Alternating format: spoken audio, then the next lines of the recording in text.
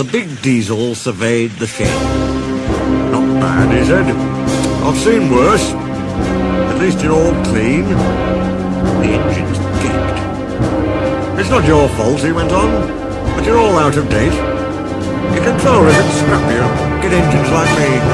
A fill of oil, a touch on the starter, and I'm off with no bother, no waiting. You have to fuss around you for hours before you're ready." At last the engines found their voices. The inspector had to come and stop the noise. They held an indignation meeting early next morning round the turntable. "Disgraceful," rumbled Gordon. "Disgusting," said James. "Despicable," spluttered Henry. "To say such things to us," burst out Donald and Douglas. "It's to teach him a lesson we'd be wanting." But no one had any good ideas. And at last they all went off to work except for Duck and Stepney. "Never mind," said Duck. "We'll be sure to think of something." "We'll have to be quick then," warned Stepney. But their chance came sooner than expected. Diesel purred comfortably.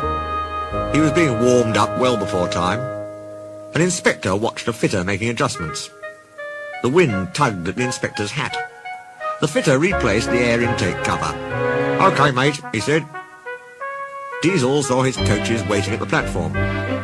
He rolled proudly towards them. "Look at me, Duck and Stepney," he purred. "Now I'll show you something." He advanced a few yards, then suddenly he coughed, faltered, choked, and stopped. The inspector, meanwhile, had seen nothing of this. He was looking for his hat. "Can we help you at all?"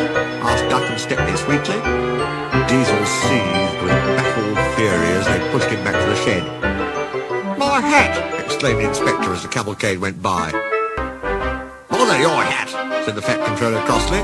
"The train's due out in 10 minutes, and you'll have to take it, Duck." Duck looked doubtful. But when Stepney asked, "Can I help him, sir?" he felt better. The Fat Controller was pleased too, and hurried away almost cheerfully to make the arrangements. The engines and their crews made careful plans. "A good start's everything on a job like this," warned Stepney. So as they backed down, they dropped sand on the rails, rolling it firm with their wheels. Both controllers were there to see them off. "Gordon will take over from halfway," said the Fat Controller. "So get the train there. Never mind about being late. Good luck."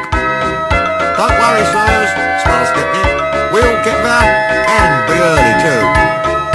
They stood waiting, sizzling with excitement, ready and eager to be off. At last the guard's flag waved. The engines dug their wheels into the sand and gave a mighty heave. "Come on! Come on!" puffed Duck, while Stepney barked excitedly in front.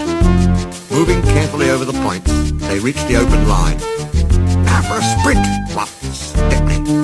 "I'm ready when you are!" puffed Duck. Faster and faster they went, till their wheels were turning at such speed that the side rods were merely blurs. Under clear signals, they whizzed through Edward Station and charged at Gordon's Hill beyond. They felt the drag of their 15 coaches here.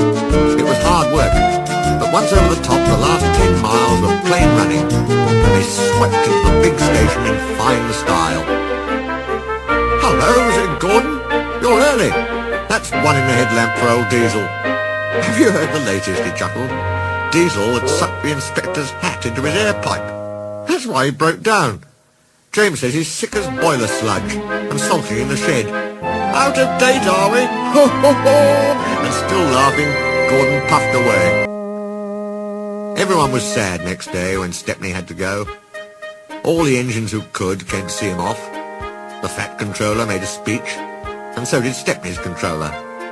Donald and Douglas made everyone sing Auld Lang Syne, and then Stepney and his controller puffed off to a chorus of cheers and whistles. "Goodbye, Stepney, come again, goodbye, goodbye." But what about Diesel? He'd slipped away the night before. He said goodbye to no one, but left two things behind: the nasty smell of bad manners and a battered bowler hat.